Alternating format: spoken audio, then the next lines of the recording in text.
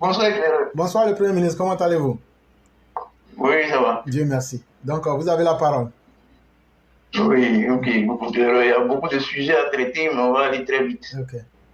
Il y a le cas Gbagbo. Je ne sais pas si tu veux que je commence par le cas Gbagbo. Non, soyez simplement efficace. Comme il y a une longue ligne, Voilà, je vais aller très vite. il n'y a pas de En problème. fait, comme je le dis, quand j'entends les jérémiades et les jacasseries des pseudo-partisans de Laurent Gbagbo, ou bien de ses cadres de son parti, ça me rappelle curieusement l'assaut final de 92. On nous avait promis ce jour-là, l'Apocalypse. La Côte d'Ivoire devrait disparaître. C'est-à-dire, ils ont mis leurs menaces à exécution. Ils se sont lancés au plateau. Nous, on pensait que ce jour-là, tous les immeubles du plateau allaient s'écrouler. Résultat des courses, Laurent Gbagbo, au soir du 18 février, il s'est retrouvé à la Maca comme un petit salaud qu'on a attrapé dans une manifestation. J'aime beaucoup ça, il faut répéter. On l'a accueilli comme un petit salaud et on l'a mis en prison à la Maca. Et le Premier ministre d'abord, ce jour-là, bon... Je crois qu'il s'appelait Alassane Ouattara. Je crois qu'il s'appelait Alassane Ouattara. Il a testé un peu la capacité de réaction des vieux qui étaient jeunes à cette époque-là. Les vieux qui sont venus s'asseoir aujourd'hui pour parler, ils étaient jeunes à cette époque-là. Il est venu en France ici pour se reposer. J'ai dit, même une mouche n'a pas volé. Donc, Laurent Gbagbo, ce sont des...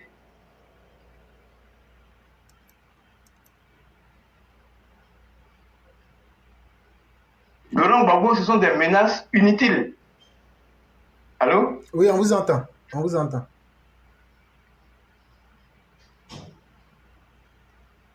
Allô? Oui, on vous entend, on vous écoute. Voilà. Donc, Laurent Gbagbo, depuis qu'il a hérité du pouvoir de manière accidentelle et de manière cauchemardesque, pouvoir qu'il n'a pas su gérer, pouvoir qu'il n'a pas pu, qu'il a véritablement surpris. Et même encore avec tous les leviers du pouvoir, il n'a même pas su. Ce n'est pas maintenant où il n'a plus rien, où il n'est rien, aucune connexion dans l'armée, dans la police, dans la gendarmerie, rien. Où l'armée de Côte d'Ivoire aujourd'hui est une armée moderne. Bon, en fait, il compte sur quoi? Moi, je dis, s'ils avaient une capacité de réaction, ils allaient le manifester plutôt dans la rue que dans des discours. Et que ils n'ont rien. Ils ne peuvent rien et il ne sera rien. Laurent Gbagbo, sur cette liste électorale, je me rappelle en 2020, dans une interview du président Ouattara en Jeune Afrique, il a promis que le cas Laurent Gbagbo, là, il va le régler avec la justice. Et c'est ça qui est en train d'être réglé là. Quand Hassan promet, il faut. Donc, que les militants se tranquillisent, il n'aura rien. S'ils veulent, ils n'ont qu'à essayer. Monsieur le Premier ministre, oui. Il faut aussi dire aux militants que nous, on est sur le terrain. En cas de débordement, on va gérer la situation. Il faut ajouter ça aussi dessus. Pour que ceux qui ont peur, là, restez chez vous. Nous, on va gérer ça sur le terrain. Ça aussi, il faut ajouter ça dessus. Oui, c'est ce que je dis. Je dis, tous ceux qui pensent que ça sera comme en 99, comme en 2001, comme en 2000, comme, il n'aura pas de comme. Celui qui sort va se retrouver à la Maca le soir. Et là-bas, les gens vont lui donner café de Maca. Avec benzin. Oui, non, on ne tue pas. Hein. On ne tue pas. On te réduit à ta plus simple expression. Quand tu es là-bas et puis c'est quelqu'un qui doit donner à manger là, tu te retrouves comme quelqu'un qui n'est rien. Ça veut dire que la prison fait plus mal que mourir. Parce que quand tu meurs, on dit que tu es martyr. On ne va pas tuer quelqu'un. Celui qui sort, on te prend, tu es à la Maca. Si tu fuis aussi, on t'attrape, tu es à la Maca. Il y a la place. On va créer des places de prison là-bas. Si tu vois que des étudiants ou des pseudo-étudiants viennent s'asseoir pour dire oui, nous sommes. Mais attends, le temple du savoir s'est transformé comme ça en une zone de non-droit. Mais attends, nous sommes où là? On est dans quel pays? Non, ils peuvent, ça dit la liberté d'expression, c'est normal. tout le monde peut prendre un micro et parler. C'est pas grave. Mais lorsque les services de renseignement jugeront que tes propos sont de nature à créer le désordre, ou bien, il y a beaucoup qui ont fait ça, ils se sont retrouvés en prison. On a notre frère là, du GPS, je te rappelle de lui, celui qui s'est tagué d'avoir fait tomber des arbres. Il s'est retrouvé à la Maka. Quelque chose Metogou. Tu connais son nom là, Metongou ou bien Metongwa. Il s'est retrouvé à la Maka. Et non, sans tambour ni trompette, il est ressorti malade, affaibli, on n'entend même plus savoir. Comme ces gens-là qui gesticulent là, je ne sais pas si c'est des caméras qui les affolent ou bien, comme on le dit, ils sont possédés. D'après Yao Paul Ndiri, ils sont possédés par le diable. On va les déposséder à la Maka. À la Maka, là, il y a un truc là-bas. Il y a un grand exorciste là-bas. Ça enlève tout ce qui est démon en toi. Ils vont se retrouver là-bas. J'ai dit, on n'a qu'à parler des choses un peu plus sérieuses. Par exemple, Laurent Gbagbo, ils font de la diversion. Quelle campagne ils vont mener dans ces élections locales-là? Il n'y a pas de mot de campagne. Il n'y a pas de schéma stratégique. Ils n'ont rien à proposer. Donc, faire de la diversion, mais ça fait partie de ça. Il y a des partis qui prospèrent dans le désordre. Et le PPACI ou anciennement FPI ont toujours prospéré dans ça. Lorsqu'il y a de la tension, on dirait que c'est des vampires. En fait, ils se nourrissent de tension et de sang. Et c'est dommage, mais bon, nous on a compris. On a compris qu'ils sont comme ça. Ils vont aller... Laurent Gbagbo n'est pas candidat. Son appel de liste électorale, ça ne va pas se régler demain. Élection, là, c'est en septembre. Mais comment ils vont conquérir des mairies et des régions, là, et qui n'ont pas les moyens de le faire? C'est ça, ils sont en train de... En fait, c'est cette diversion-là qu'ils sont en train de mener en disant Laurent Gbagbo ne peut même pas élire le maire de son quartier. Mais il n'a qu'à aller être chef dans son village. Oui, les chefs du village qui sont venus se prononcer, nous qu'à donner leur place à Laurent Gbagbo. Comme ça, il va gérer son village. Il va gérer sa tribu, et puis on n'en parle plus. Le pays, là, la chemise du pays est trop grande pour lui. Il ne peut pas gérer le pays. Donc, il n'a qu'à aller gérer son village. Ça, c'est pas une injure. Voilà, il est incapable. Il ne peut rien faire. Et aujourd'hui, la Côte d'Ivoire est tellement lancée. La Côte d'Ivoire est un État moderne aujourd'hui. Mais bon, Laurent Gbagbo n'a plus ces capacités-là. C'est fini. Et la roubladise, le mensonge, là, ça ne gère pas un pays. Hein. Éclaireur, ça ne gère pas un pays. Il faut au moins un peu de crédibilité, quoi. Parce qu'aujourd'hui, le monde, on est dans un village planétaire. On est dans un village, c'est-à-dire tous les pays sont interconnectés. Mais c'est toi qui mens. Qui va te faire confiance? Comment tu as géré ton pays? Donc, parlant de Laurent Gbagbo, moi je trouve que c'est un non-événement. Et il n'est pas le seul à faire. Ils sont 500 et quelques. Pourquoi les 500 n'en voulaient pas pour eux? Ils sont 500 qui ont été retirés. Peut-être même qu'il y a des gens de chez nous là même qu'on a retirés aussi. Mais pourquoi nous on ne plaît pas pour eux? Donc, il ne faudrait pas qu'ils viennent faire de la diversion. Et puis aussi, on a parlé de chasse aux sorcières, du RHDP. Mais éclaireur, ça aussi, c'est un peu désolant. Les gens au sein de notre parti sont en train de montrer que l'héritage qu'Alassane Ouattara laisse là est trop grand pour eux. C'est-à-dire, ils sont en train de démontrer par la chasse aux indépendants qu'il n'y a même pas une personne fédérateur au sein du parti. Il n'y a pas quelqu'un qui peut faire l'union sacrée autour de sa personne pour pouvoir porter l'héritage d'Alassane Ouattara. Et ça, c'est dommage. Ça, c'est dommage. Ça va nous mener à quoi? Ça va nous mener à la création d'une autre force politique qui sera plus transpartisane. Parce que les gens qui sont indépendants là, ils ont l'appui de leur population, ils ont l'appui des personnes qui ne parlent même pas, qui ne sont même pas peut-être du même bord politique qu'eux. Et c'est à ça qu'on est en train d'assister. Ils sont en train de, comme le PDCI d'alors a créé le RDR qui est sorti de ses entrailles, comme le FPI en a créé le PPAC, mais je ne sais pas, bon. Quand il n'y a pas d'union dans un parti politique, c'est comme ça, hein, la scission là, c'est ce que ça crée. Et utiliser les moyens de l'État pour traquer des citoyens qui travaillent pour l'administration, je trouve ça fort quand même. Hein. Parce que c'est vrai, hein, on a vu les excès, les zèles de l'ancien régime, c'est-à-dire du régime Gbagbo, mais là, actuellement, là, nous, on est en train de décrocher la palme d'or. Parce que quand un ministre de la République s'assoit pour dire, en 2020, en 2021, quand j'ai su que mon collaborateur devrait être candidat, je l'ai démis de ses fonctions. Mais on désespère. On désespère. Est-ce que ton collaborateur n'a pas le droit d'être candidat? Est-ce que l'administration ivoirienne appartient à un parti politique? Cette administration-là, on l'a héritée de la colonisation.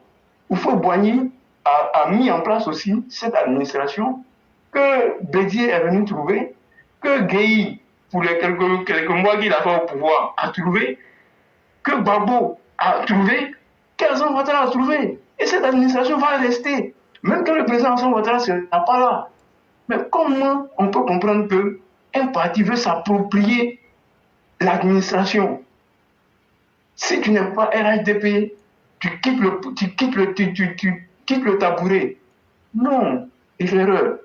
Quand on fait ça, on crée des frustrations.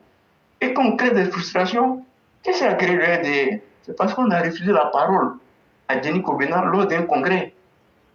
Et aujourd'hui, on veut désigner des candidats.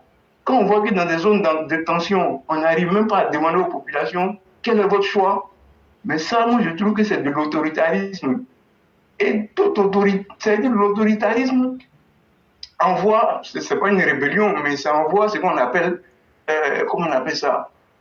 Ça envoie une sorte de réaction des populations. Or, les partis sont censés être fédérés autour des populations. Parce qu'aujourd'hui, si tu es cadre aujourd'hui, là, c'est à cause des militants. Hein. S'il n'y a pas de militants qui va te voter. Mais si les militants eux-mêmes n'ont pas le droit à la parole, on ne doit rien leur dire, on doit tout leur opposer.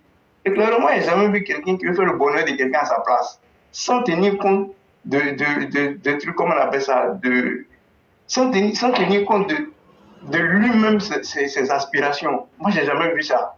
À moins qu'on soit en Chine, dans un régime communiste, quoi, où l'ingénieur a le même salaire que le paysan.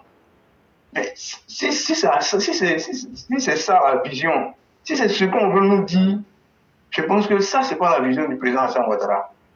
Non, je pense que les héritiers du président Alassane Ouattara ne s'assument pas.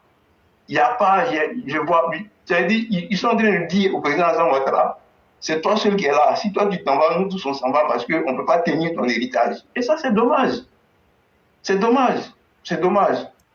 Donc, parlant de ça aussi, j'avais aussi rebondi sur Odette Lorignon qui s'est fait visiter par à qui nos militants ont sollicité de l'hospitalité, parce que c'est vrai, quand elle est partie à l'école, on lui a offert l'hospitalité chez nous, elle est venue, elle a fréquenté chez nous, et puis elle est devenue ce qu'elle est. Donc sinon, on t'a demandé de passer une nuit chez toi.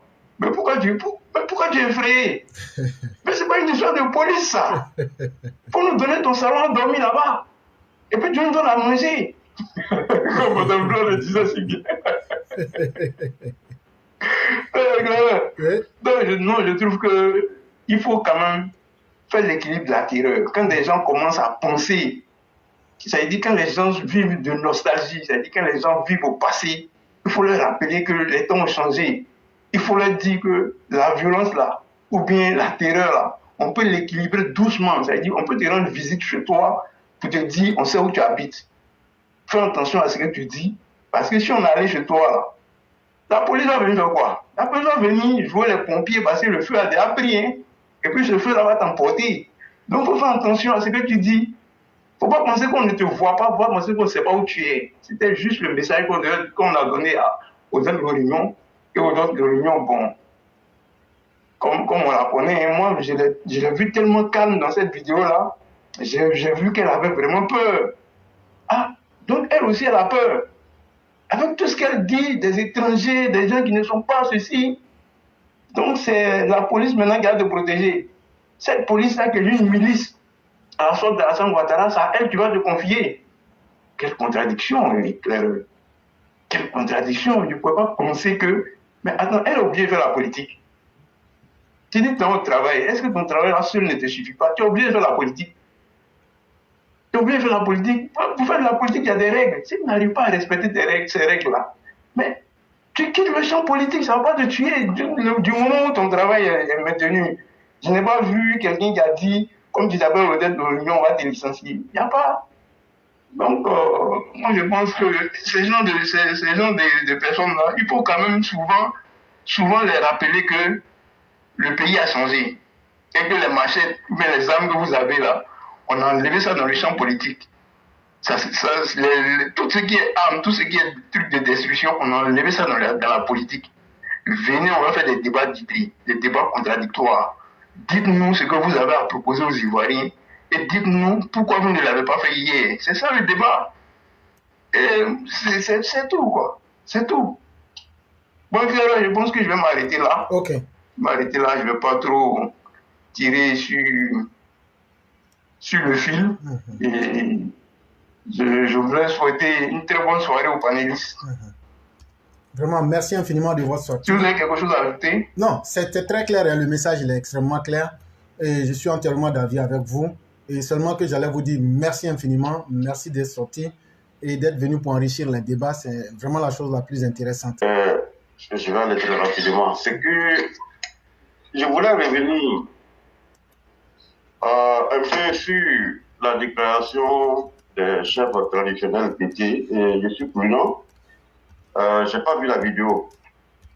Mais le chef des PT, le plus respecté, le plus écouté, si vous avez suivi les funérailles à son âme du Premier ministre Amadou Gon Coulibaly, je crois que c'est le chef sage Gagaïwa. Est-ce que dans la vidéo, quelqu'un sur le Daïba a reconnu le chef Gagaïwa? Non, en fait, l'article, nous, on n'a pas vu la vidéo, mais c'est d'un article de journal qu'on a tiré l'information. Et là, si vous me permettez, j'allais vous donner l'article en question pour ceux qui souhaiteraient vérifier. Vous me donnerez une seconde. Non, voilà. Oui, je voilà, dis ça a été tiré, voilà, ça a été tiré de pressecote-d'ivoire.ci. Pressecote-d'ivoire.ci. Oui, pressecote-d'ivoire.ci. Ok, non, je le dis prudemment. Parce que le chef nous a dit, tel qu'il est sage, ça m'étonnerait qu'il fasse de telles déclarations, parce que lui-même aussi, je crois, il est dans le conseil d'administration de la Chambre des rois. Et connaissant sa sagesse et sa lucidité, je ne crois pas qu'il puisse se mêler à de telles déclarations incendiaires et irresponsables. Je ne crois pas. Ou alors, cela me amènerait à la déclaration de ce Yémen Toumani, le plus vaurien de tous les étudiants de l'Afrique, pour ne pas dire du monde, d'écouter, qui, dans son intervention pendant le forum de la réconciliation, disait ceci, que si les parents du président Alassane Ouattara ont parti, parce qu'il y avait eu une participation des mezzanines de Béban, qu'ils avaient dit que ceux qui disent que le président ne pas lever sa mère, Namidou, et sur ces propos-là, Charles Blé Goudé, pour dire que les chefs traditionnels, pour ne pas dire les ressortissants du nord de la Côte veulent que les enfants dirigent les autres enfants du sud, du centre et autres, pour corroborer par rapport à ce que les chefs traditionnels, si c'est vrai, ce qu'ils disent, bon, moi je les ramène cette vidéo, parce que ça serait vraiment quand même c'est ce que le président Ouamani a voulu éviter de d'autres partis, qu'il avait créé des partis dans les différentes régions de la Côte d'Ivoire. Du Chini, il avait expliqué pour ne pas que nous assistons à cette question aujourd'hui, que prend aujourd'hui, contrairement au RHCP, pour ne pas dire le RDA à son temps, puisque le RDA n'a pas été créé par un. Voilà. Et quand à partir de là, quand tu prends maintenant le PDCI qui se dit un pas débat, parce que eux, ils ont dit, hein, je vous amène à la déclaration du père à son âme du Charles Konabani, qui disait que le PDCI était un héritage. et qu'on ne partage pas, je ne sais pas, ceux qui n'ont pas le droit à l'héritage ne doivent pas participer à la gestion du PDC, puisque ça devient une propriété familiale, pour ne pas dire régionale. Donc, à quand? Ça, c'est que dans les propos.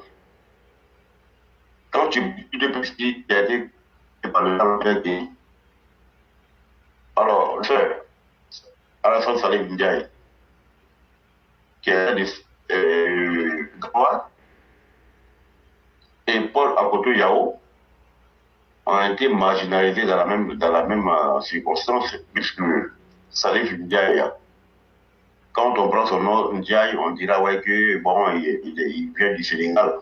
Mais beaucoup se trompent. Je crois que Saleh Ndiaye a un côté BT. Akoto Yao, je crois, il est originaire de Divo.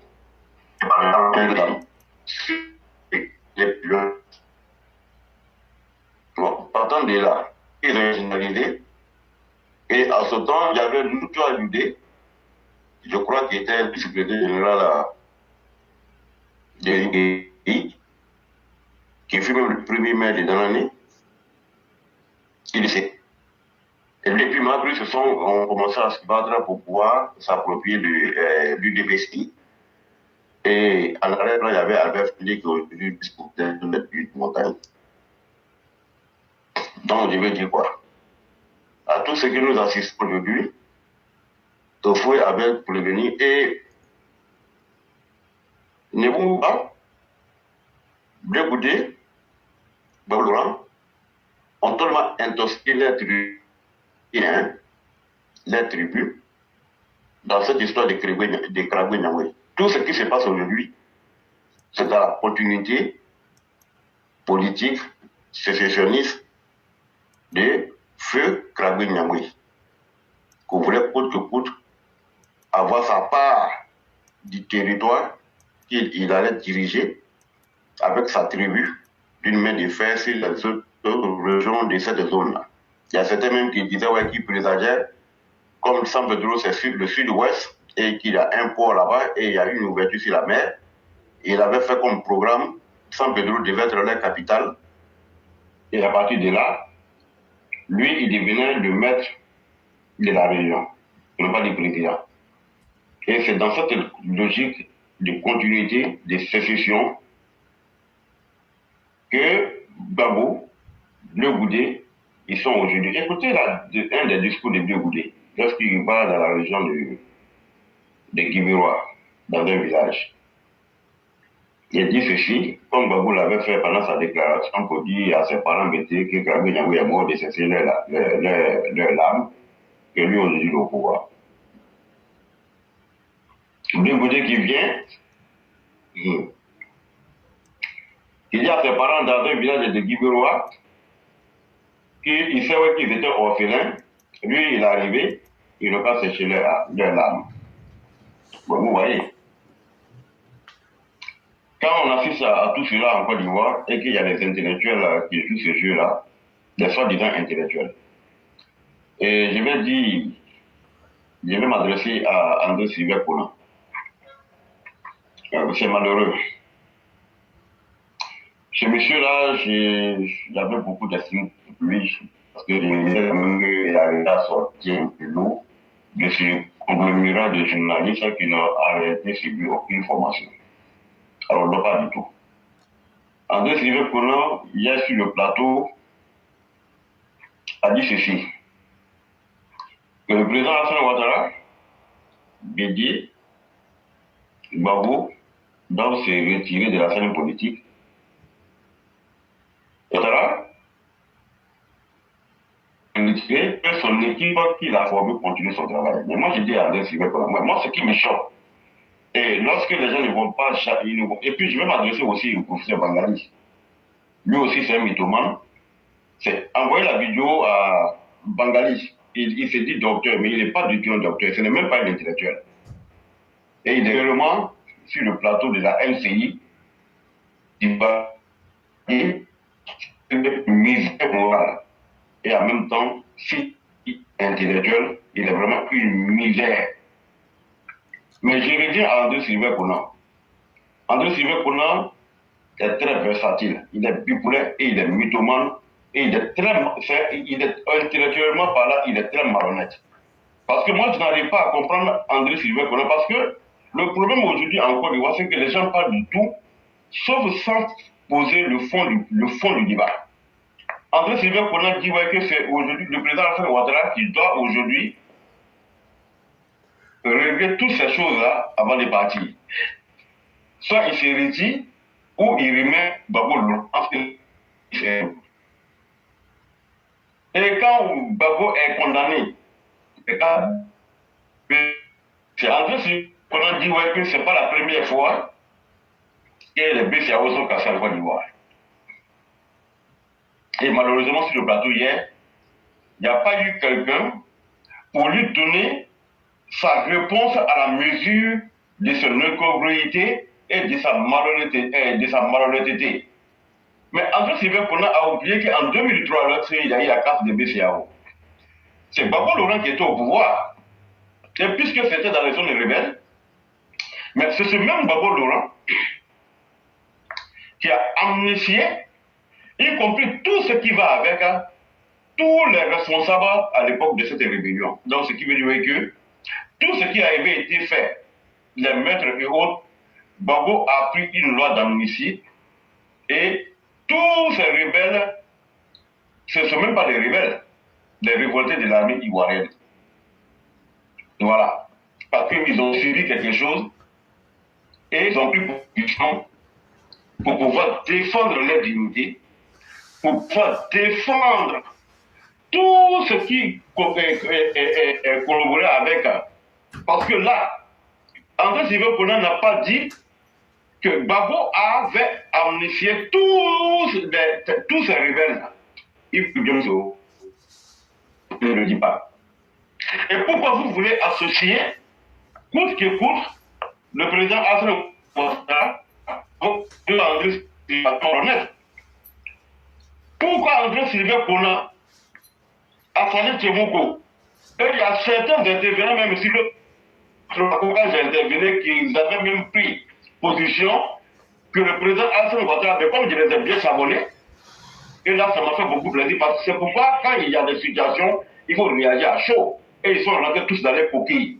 Et ce sont ces gens-là aujourd'hui qui sont en train de courir derrière la poste. Mais pourquoi vous voulez associer le président Laurent, de Yves Robert et des Béliers?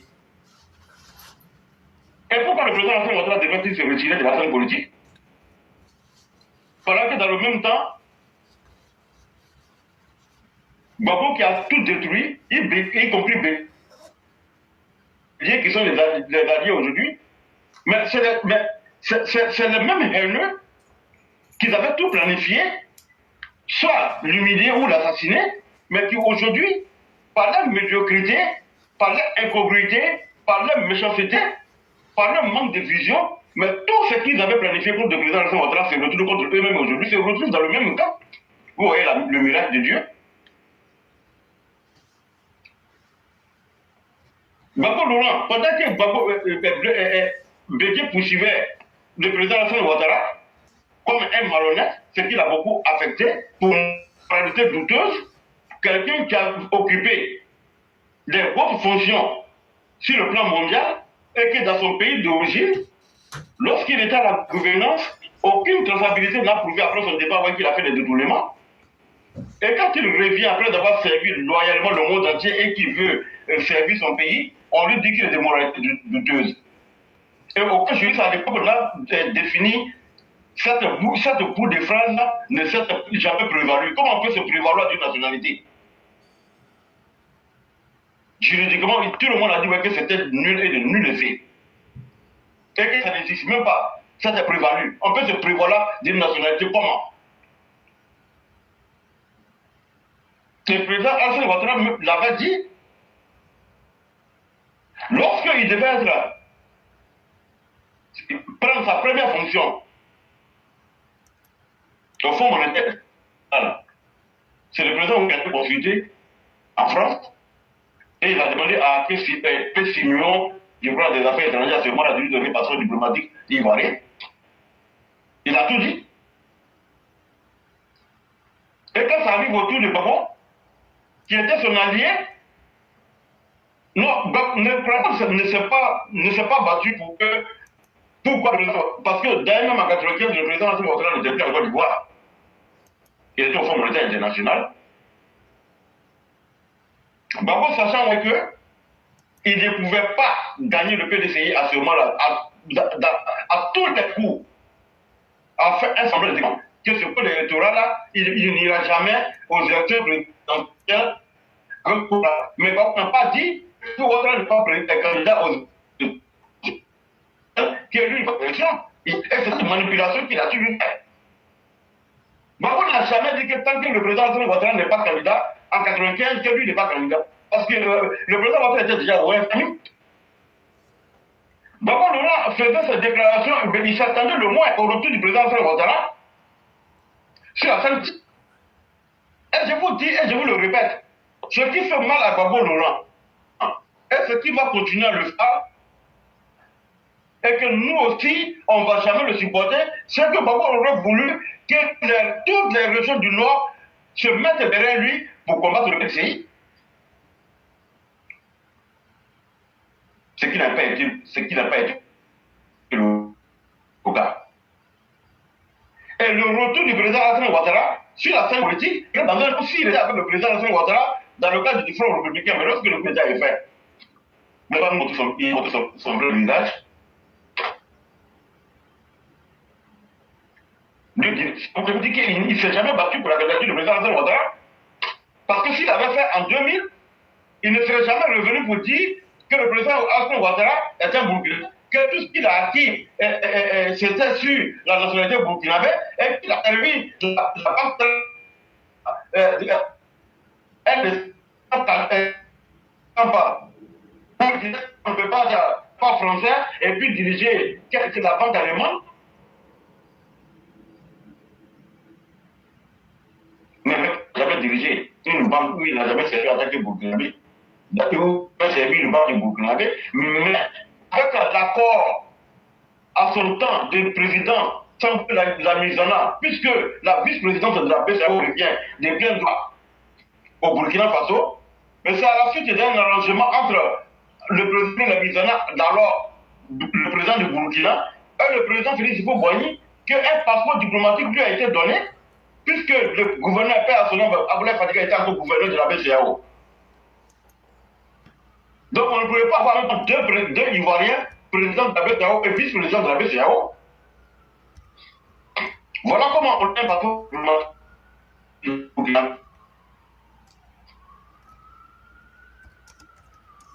Et c'est ce même Babo-là, aujourd'hui, vous savez, je savais que ça allait revenir. Le fait que Babo, on ne parle plus, alors pas du tout de lui encore sur la scène politique, mais l'occasion lui a été trouvée, puisqu'il habitait à la Riviera. Normalement, il partait pour que ce qui se passe aujourd'hui arrive.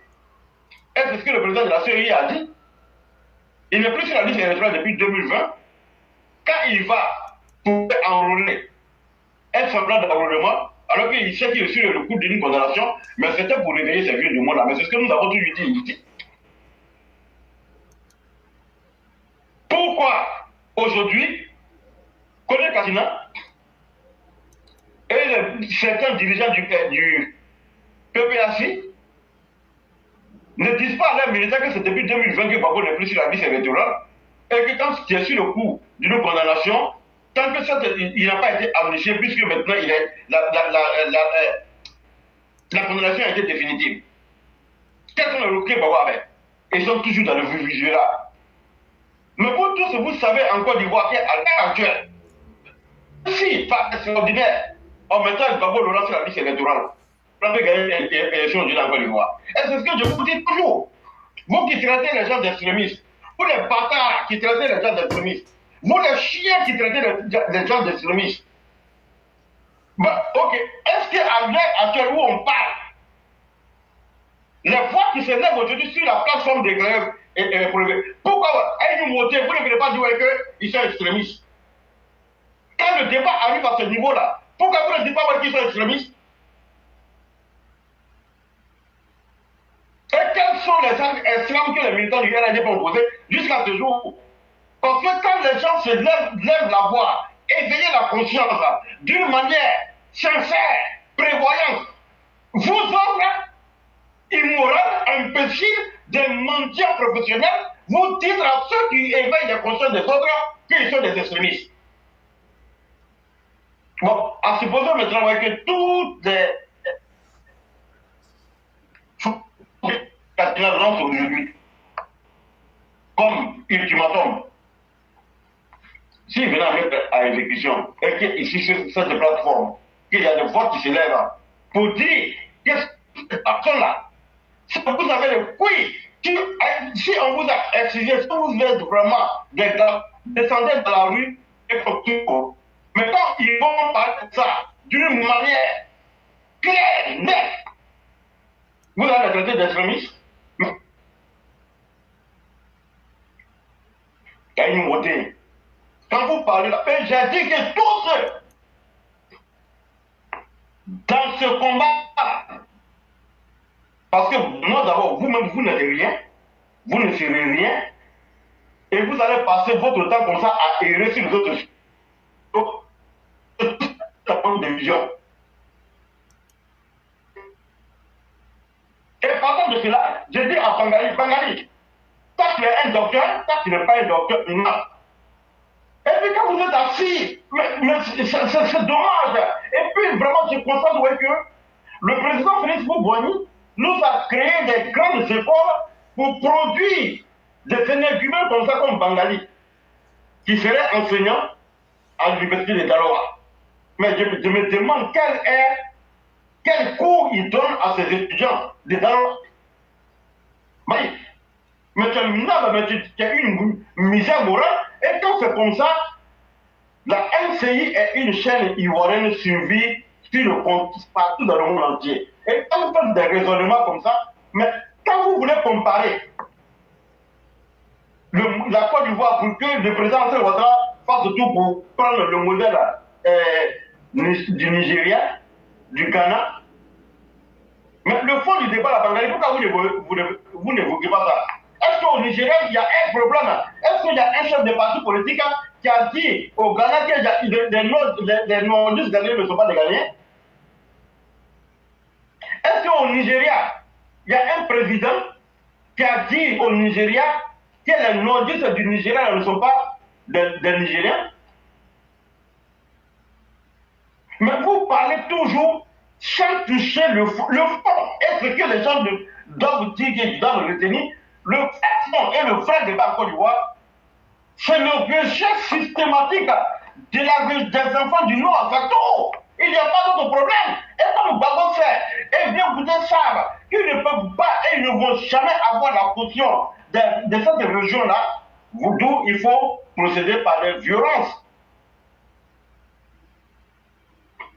Pour aller chercher des solutions, on a ça ce sont les pays anglophones, nous n'avons pas le même système et on n'a pas les mêmes fonctionnements. Dans ces deux pays, Bakel Bangali prend comme exemple, il n'y a jamais eu de problème ethnique au Ghana et au Nigeria. Au Nigeria, les Biafrais voulaient les partir parce que c'est une des zones riches en ressources pétrolières et minières au Nigeria, d'où ils voulaient faire une guerre de sécession avec la complicité de la France et des États-Unis. Il y a eu cette guerre, d'où le quartier Biafra à Trancheville. Tellement de morts. Et tous ces réfugiés qui sont venus au Nigeria, au fond, les a donné une place à Trancheville.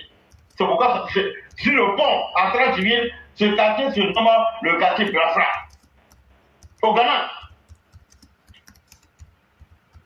il n'y a jamais eu et il n'y a pas de problème ethnique au Ghana. Bangali, tu es un menteur. Je suis désolé de le dire. Et on t'appelle docteur Bangali. Mais tu es un menteur, tu es un mythomane. Mais tu es une misère morale. Est-ce que le discours a changé dans la gueule d'un militant du Blé Goudé de Babo Laurent? J'ai regardé aujourd'hui le combat. Et puis, Bénédicte Simaïla. Mais ça, tu n'es pas un intellectuel. Le porte-parole du PDCI. Mais vous êtes tous des misères morales. Et Et Dr Bangali dit qu'on doit prendre les modèles. Mais Dr Bangali, mais c'est pas le PDCI qui était lié avec le RDR. C'est pas Bédiélia qui justifiait l'expédition de Gbagbo Laurent à ce pays. Mais quand vous faites des déclarations, mais le petit public, mais c'est ça qui fait mal. C'est le PDCI aujourd'hui qui est en train de condamner la condamnation de Gbagbo Laurent et ça a été sur cette place. Et que là, je t'ai dit, la plateforme économique pour l'unité aujourd'hui est la plateforme la mieux écoutée. Parce que j'ai dit un gars n'a pas passé sur le live, un certain tapé, et il a été répondu par un panéliste, par un commentateur, où il disait que c'est forcément que vous êtes dans le noir pour faire votre émission, c'est forcément de quelle loi. Et il a été bien répondu, c'est un gars. Et je t'ai dit, quand nous parlons, ils sont là pour nous écouter. Parce que ça rentre, on frappe là où ça doit faire mal. Et on va continuer à les frapper. Brédomis Soumaïla, mais tu es malhonnête. Mais nous n'entendons pas pour ceux qui n'ont vécu réellement ce qui se passe en Côte d'Ivoire sur la scène politique. Mais tout ce qui se passe aujourd'hui, c'est Bédi qui est dans l'origine, après la mort du fouet. Mais après lui, Gbagbo a cédé au pouvoir. Mais c'était la continuité. Mais quand Gbagbo et puis Bédié se mettent ensemble aujourd'hui, mais ils ne vont pas. Mais seulement que vous êtes tous des mineurs, qui ressemblent, des capables. Parce que vous avez à l'heure. Et clairement, je vais m'aider là au début. Il n'y a pas de problème.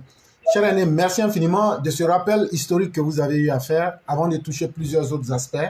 Ce qui est très important, ça va permettre à certains de mieux comprendre le problème ivoirien. Et nous le disons, tant que la discrimination, l'ostracisation, la catégorisation des Ivoiriens va être une réalité et que certains politiciens vont vouloir en faire un fonds de commerce pour exister, le problème ivoirien ne connaîtra pas de solution parce que personne ne se laissera marcher dessus. Ça, c'est clair.